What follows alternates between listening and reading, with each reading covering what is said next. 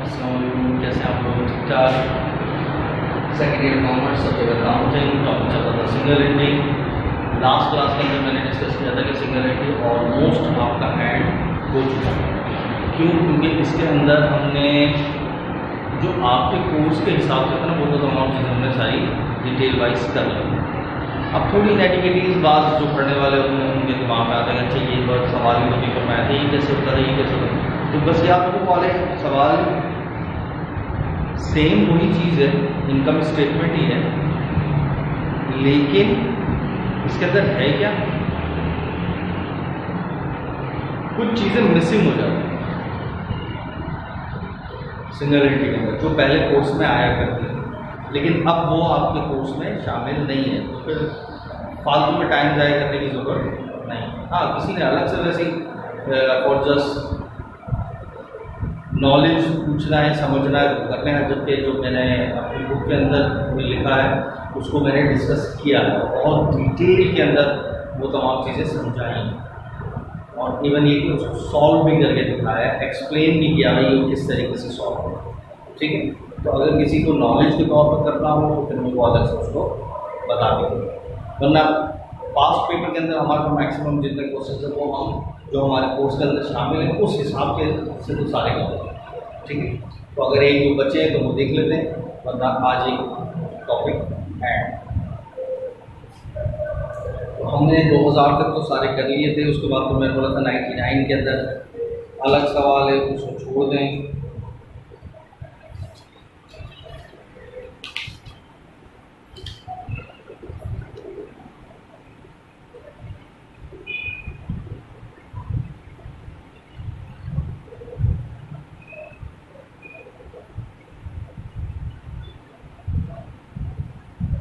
Ninety eight देखिए,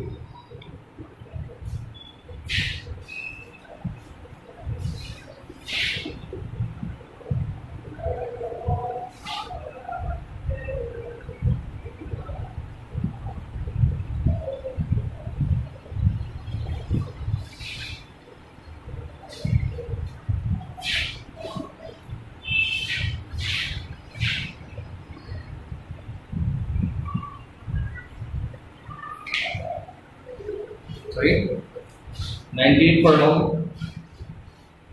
mister Mohammad कमाल started his business with a cash investment of 220,000. At the end of the year, the liability 50,000 और asset value। अच्छा, शुरू का capital बता दिया और एंड का डेटा बता दिया। बात समझ आ रही? अच्छा जी,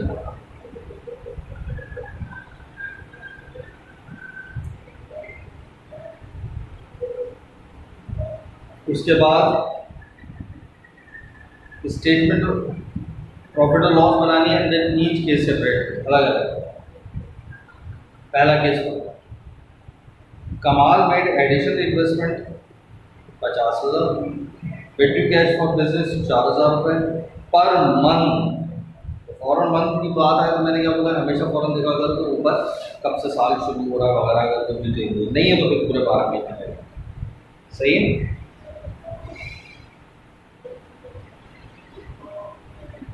अच्छा जी,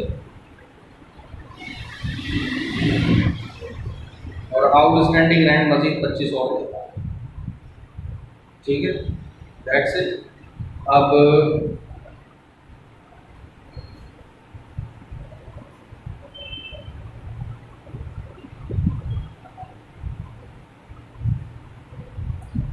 अच्छा, with you cash from business for business use, तो फिर इसको तो इग्नोर ही कर देंगे।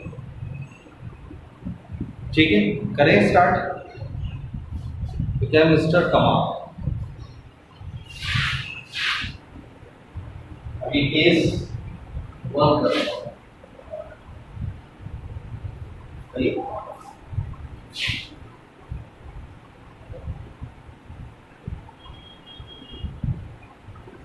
मोहम्मद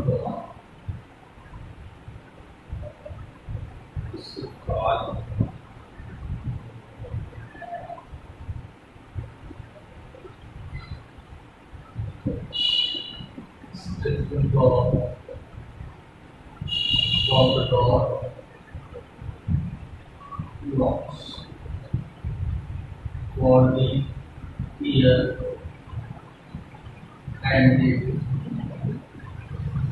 दिया है नहीं दिया तो आपकी ऐसे सही।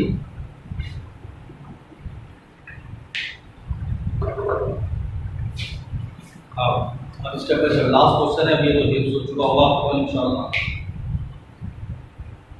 कैपिटल है क्या लेना सबसे पहले, कैपिटल है एंड तो सवाल में गिवन है कितना, नहीं गिवन नहीं, ये तो निकालना पड़ेगा। तो 2,20,000, तो 2,20,000 असेट है और 50, तो 2,20,000 में से 50 निकालो, कितना बचा?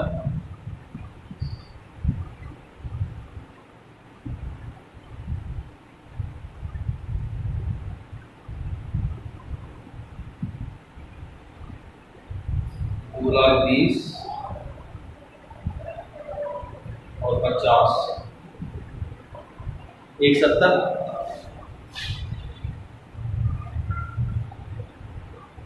सही, अब इसमें क्या जमा होगा?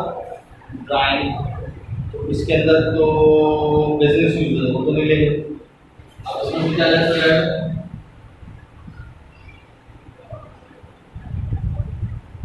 कैपिटल है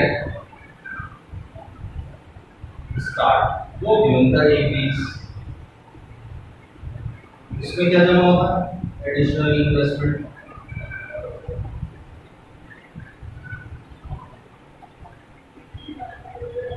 एडिशनल इन्वेस्टमेंट कितनी थी? 50, कितना हो गया? 170, तो मिली आ गया। सही, उसके बाद सिर्फ एक ही चीज डिडक्ट हो रही है, क्या? सैलरी, सॉरी रेंट है,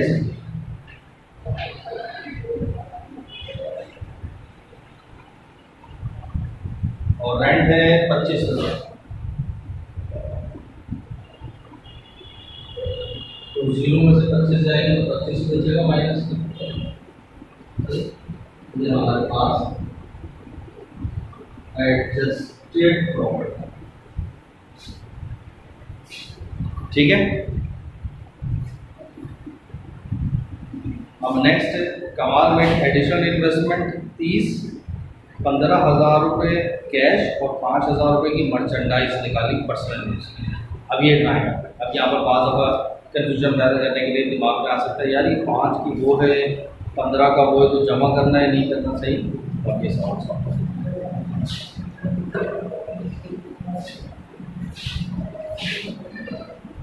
ये नंबर 2,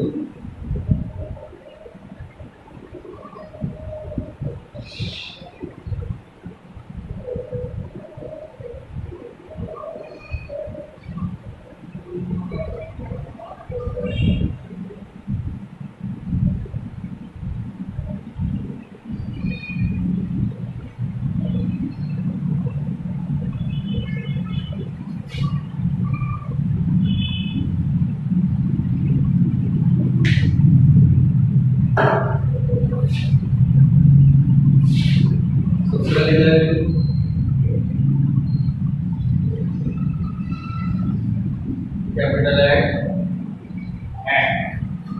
एंड कितना था? 170। इसमें क्या जमा हुई है? ड्राइंग, ठीक है। ड्राइंग कितनी थी? 15, 5, 30, 190। अब इसमें क्या कैसे जाएगा? कैपिटल है स्टार्ट, और स्टार्ट कितना था? 1,20,000, और इसके अंदर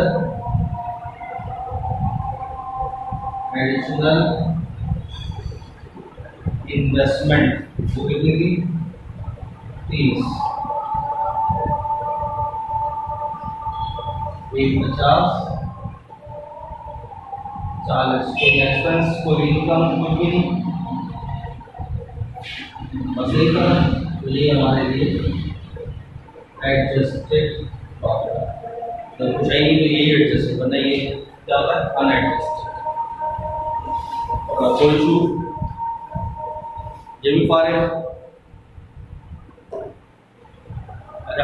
अच्छा ये देखो, इस टाइप के सवाल जो है बड़े आसान है, और इस दफ़ा इंशाल्लाह चांसेस ऐसे हैं कि आसान देंगे और इसी तरह घुमा फिरा कर दे देंगे छोटे मोटे क्वेश्चन, और इनको मिस नहीं करना है। सही है। देखो 98 में जो आया था वो हमने कर लिया। मैक्सिमम नंबर ऑफ क्वेश्चंस कर लिए। आज ये सवाल एंड है।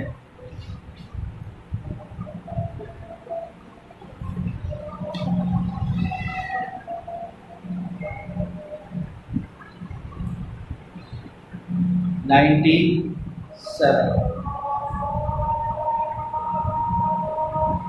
97 निकालो। इसमें क्या है, अवकाश सिग्नल रिकॉर्ड पर करता है 96 का जनवरी और दिसंबर का डेटा दिया है। अब मैं सवाल पढ़ लेता हूँ, अगर आसान हो तो मैं ऐसी और डिस्कस करूँगा बस। सही है। कैश दोनों दिए हुए, opening ending, account receivable opening ending चाहिए तो देख लिया ना। अब मैं 97 की बात करूँ।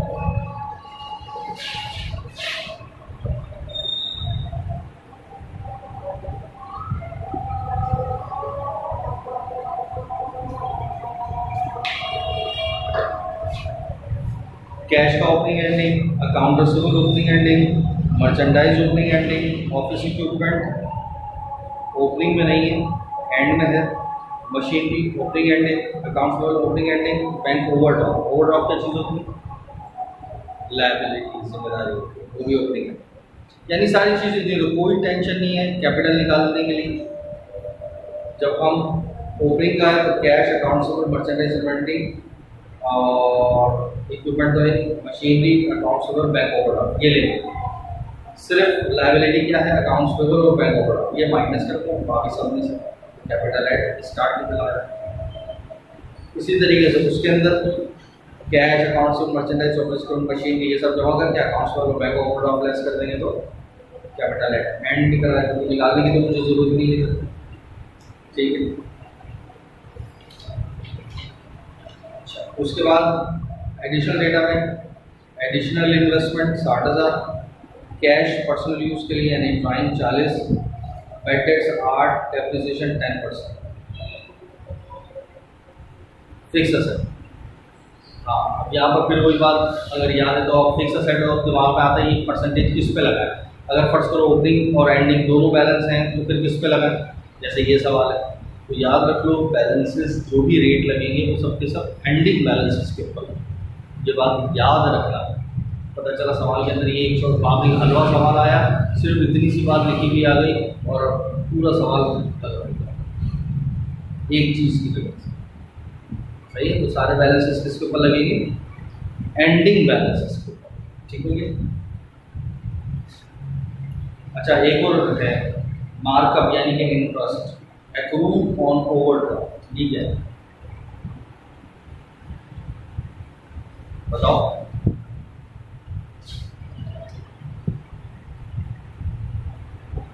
Interest accrued on overdraft liability के ऊपर है, इसका मतलब देना, उसमें एक्सपेंस भी है और पेबल भी है। ठीक है, यानी एक्सपेंस में भी आएगा, पेबल में भी आएगा। तो कोई इशू तो नहीं है, ऐसी ऑरली बता दो। अच्छा, अगर हम इनका कैपिटल निकालें 32, 80, अगर मैं स्टार्ट ले रहा हूँ 32,000, 80,000, 10,000 और 4 लाख, ये सारे जमा कर दो, कितना हो गया? 5,22,000, उसमें से 62 और 50 ये लेस कर दो, तो 4,10,000 आ गया स्टार्ट का लेवल। इसी तरीके से एंड का अगर दोगे तो 60, 1, 20, 30, 1 लाख और 6 लाख, ये हो गया 9,10,000 टोटल असेट। और 1,30,000 और 80 लेस करा दो, यानी 2,10,000 लेस करा दो, 7 लाख। तो 4,10,000 स्टार्ट हो गया और एंड का हो गया 7 लाख। आपको कोई मसला नहीं, इनकम स्टेटमेंट बनाते हैं, है ना।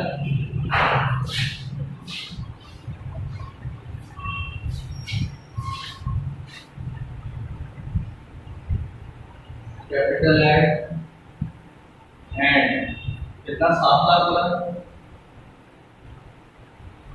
और इसमें ऐड क्या होती है प्राइम, वो कितनी 40, सही कितना हो गया 740। अब इसमें से लेस क्या हो जाएगा, कैपिटल एड स्टार्ट कितना था 410 और एडिशनल इन्वेस्टमेंट 2 कितना हो गया 4,70,000, तो कितना बचा 270। ये तुम्हारे पास क्या चीज आ गई, अनएडजस्टेड प्रॉफिट। अब डिडक्ट के अंदर क्या क्या होगा, एडिशन होगा कुछ भी नहीं, ठीक है बैड डेट्स। अब बैड डेट्स के बारे में उसने साफ साफ बताया 8,000, तो कुछ करने की जरूरत नहीं, बैड डेट एक्सेस कितना आएगा 8,000, ठीक है। अच्छा बैलेंस शीट, इससे पहले वाले मेरे लेक्चर्स के अंदर बैलेंस शीट पर मैंने अलाउंस फॉर बैड डेट्स लिख दिया था या allowance for depreciation. Single entry के अंदर ना अलाउंस फॉर डेप्रिसिएशन का लफ्ज लिखना है ना allowance for bad debts. Simple क्या लिखना है, बैलेंस शीट में भी bad debt expense, account receivable में से जो लेस होगा बैड डेट एक्सपेंस, और फिक्स्ड एसेट में से भी डेप्रिसिएशन एक्सपेंस लिखना है, सही। यहाँ पर एक्सपेंस आ गया और डेप्रिसिएशन 70 और इंटरेस्ट 2, 8 2 10 80,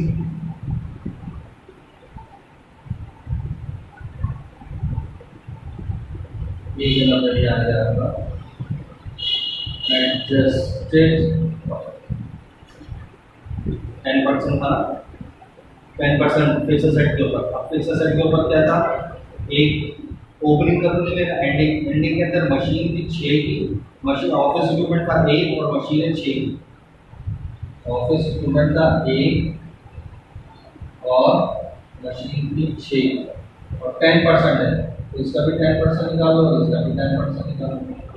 इसका कितना है 10,000 और इसका कितना है 60,000, टोटल एक्सपेंस कितना आ गया डेप्रिसिएशन का 70,000, ठीक होगी, सही डिटेल में। अब बना low income balance sheet. Balance sheet में तो कोई खास चीज नहीं, ऑलरेडी बता दो बैलेंस शीट।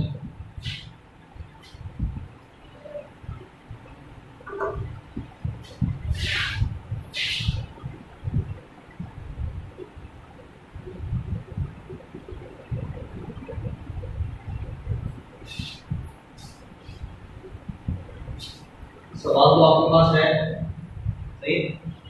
वरना कैश कितना 60, अकाउंट रिसीवेबल 20 और 8,000 रुपये उसके ऊपर बैड डेट एक्सपेंस, तो कितना हो गया 1,12। Merchandise and increase equipment 1 lakh था और उसके ऊपर 10,000 अलाउंस फॉर डेप्रिसिएशन यानी डेप्रिसिएशन एक्सपेंस, ये हो गया 90। इसी तरह मशीन थी 6 लाख, इसके ऊपर 60,000 डेप्रिसिएशन 540, सही। और accounts paper 31, bank overdraft liability थी 80 की और उसके ऊपर इंटरेस्ट पेबल था 2,000 का। कैपिटल ओपनिंग 4,10,000, मजीद एडिशनल इन्वेस्टमेंट 190 और हमें इनकम देखो 190 और एडिशनल इन्वेस्टमेंट कितनी थी 7, टोटल 6,20,000 के। अब इनको सम कर लो 8,32,000 से